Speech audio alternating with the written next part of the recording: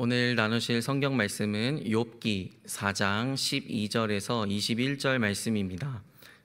욥기 4장 12절에서 21절 말씀입니다.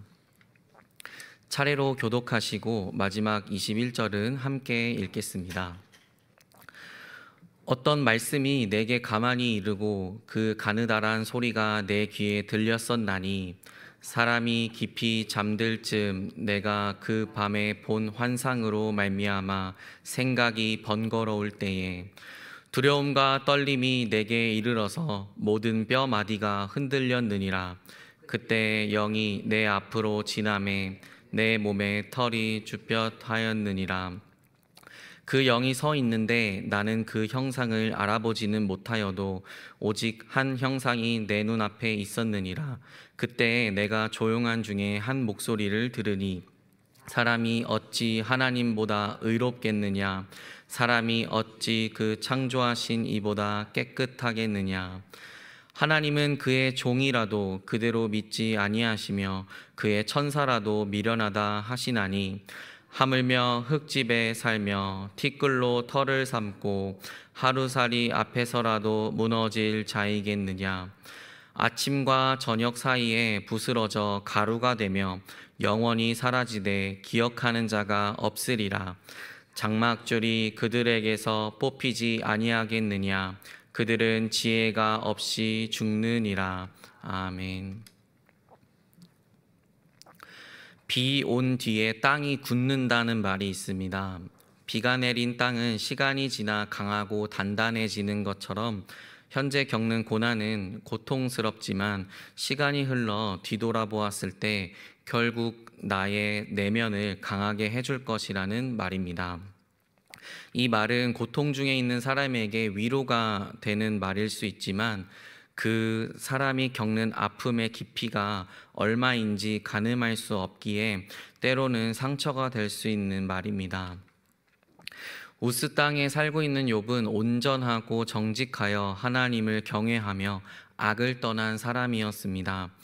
이 땅의 시선에서 바라볼 때 흠잡을 것이 없었던 그에게 어느 날 도저히 이유를 알 수 없는 재앙이 찾아옵니다.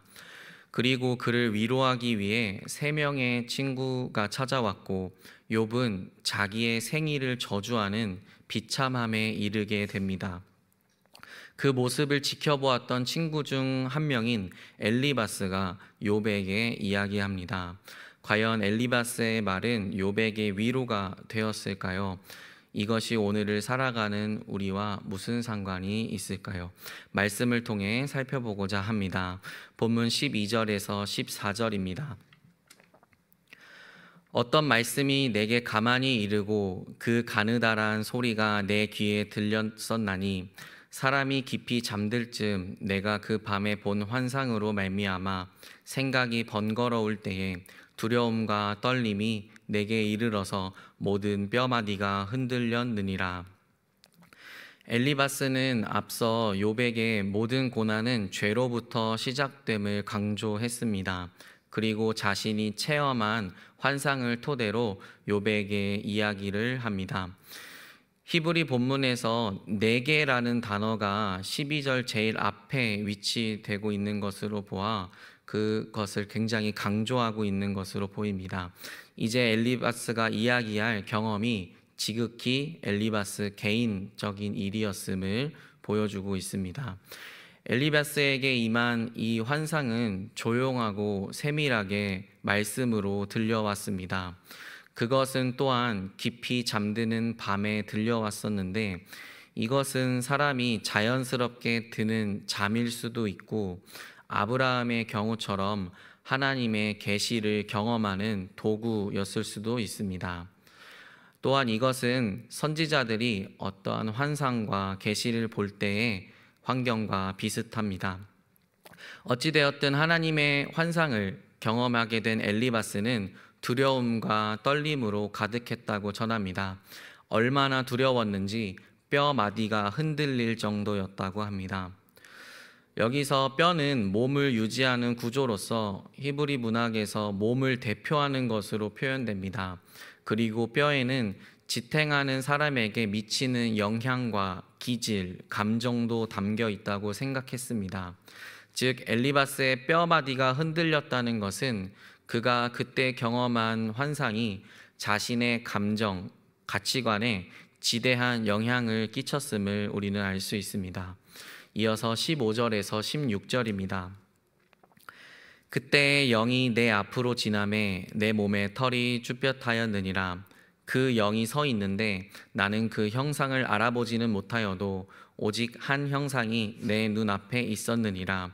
그때 내가 조용한 중에 한 목소리를 들으니 극한의 두려움이 가득한 엘리바스에게 한 영이 지나갑니다. 초월적 존재가 지나감을 느낄 때 엘리바스의 털이 쭈뼛 섰다고 합니다. 어떤 피조물이든 하나님의 영 앞에서는 모두가 두려움에 가득함을 보여줍니다.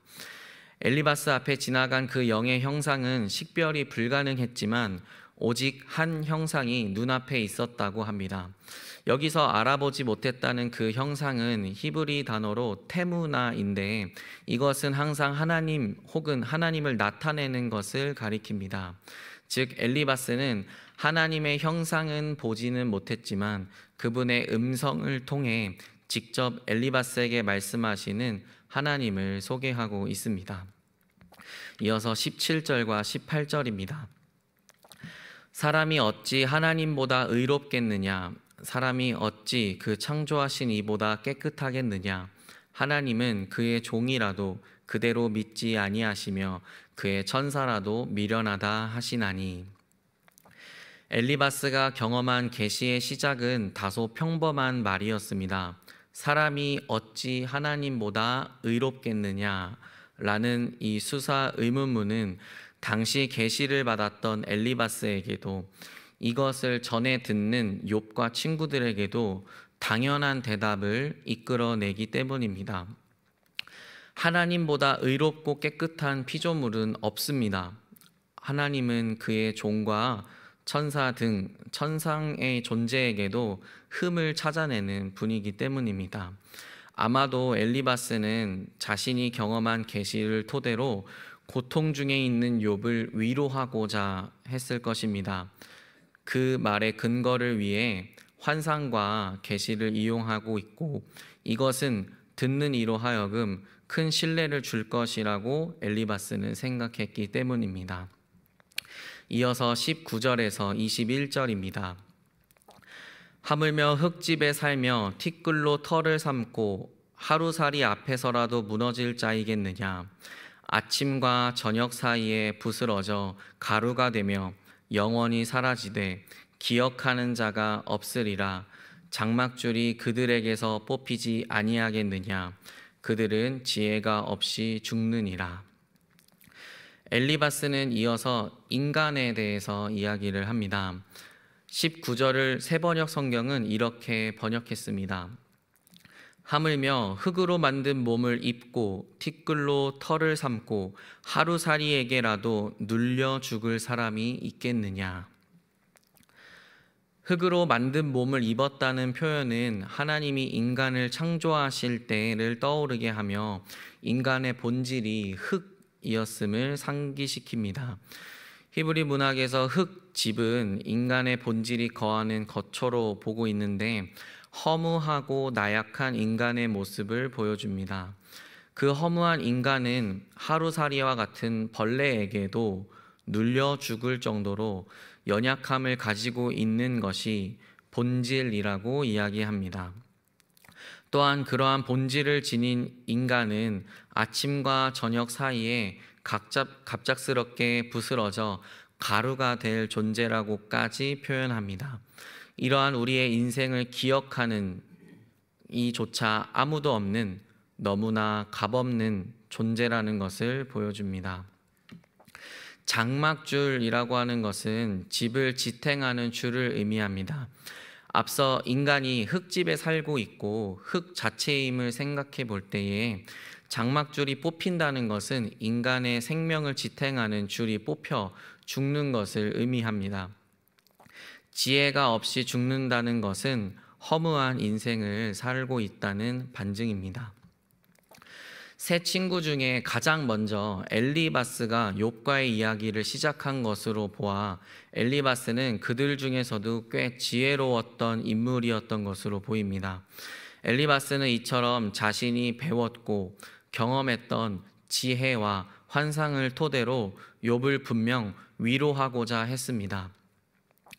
하지만 아무리 하나님의 환상, 하나님께서 주시는 환상이라 할지라도 그것은 엘리바스 지극히 개인적인 경험이었다는 것을 우리는 잊어서는 안 됩니다.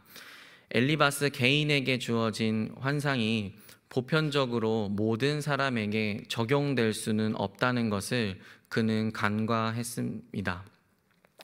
아울러 엘리바스 자신도 그저 흙집에 거주하는 허무한 인생임을 잊었던 것입니다. 너무나도 맞는 말이었지만 욥에게는 아무런 위로가 되지 않았습니다. 엘리바스가 펼친 주장이 딱히 틀리지는 않습니다. 하나님보다 의로운 존재는 이 세상에 없고 모든 피조물은 하나님 앞에서 죄인이기에 환난과 고통 가운데 있는 허무하고 연약한 존재라는 것에 우리 모두 동의합니다. 하지만 우리가 이미 보았듯이 욥이 당하는 고난에는 우리의 시선에서 볼 때 이해할 수 없는 부분도 분명 있음을 인정해야 합니다. 하나님께 창문을 열며 오늘을 살아가는 우리 또한 섣불리 고통 중에 있는 가족, 친구, 교우에게 자신의 경험을 비추어 위로하는 것은 또 다른 상처와 아픔이 될 수 있음을 기억하십시다. 아무리 좋은 의도라 할지라도, 아무리 내가 겪었던 신비한 경험이라 할지라도 우리가 살아가는 이 세상의 모든 상황과 환경이 보편적이지 않을 수 있음을 기억해야 합니다. 왜냐하면 하나님께서는 각각의 영혼마다 실수가 없으신 계획과 섭리를 이끌어 가시는 분이기 때문입니다. 고통을 당하는 그 영혼을 위해 주님의 신실하심으로 그를 회복시키시고 인도해 주실 주님을 잠잠히 믿고 중보하는 우리가 되기를 원합니다. 아울러 엘리바스가 말하는 허무한 인생 가운데 지녀야 할 지혜는 무엇일까요? 엘리바스는 분명 세상이 말하는 지혜를 말했을 것입니다. 하지만 그것마저 허무한 지혜일 뿐입니다. 그런데 우리는 이미 하늘의 지혜를 지닌 자입니다. 바로 하늘과 땅을 화해시키시고 죄인의 형벌과 동시에 죄인을 살리고자 하신 그리스도를 통한 십자가의 지혜 말입니다. 이 지혜를 영원히 사랑하고 누리는 우리 모두가 되기를 소망합니다. 비 온 뒤에 땅이 굳는다는 말은 일단은 비가 멈춘 다음에 이야기해도 늦지 않을 것입니다. 비가 내리고 있는 상대방과 같이 나 또한 흙집에 거하는 연약한 존재임을 인정하고 하늘의 지혜를 품고 그저 비가 그치기를 잠잠히 기도하는 우리가 되기를 주님의 이름으로 축원합니다. 기도하시겠습니다. 하나님 아버지, 엘리바스는 자신의 경험으로 욥을 위로하고자 했습니다. 하지만 그의 말은 맞는 말이었지만 욥에게는 전혀 위로가 되지 않았습니다.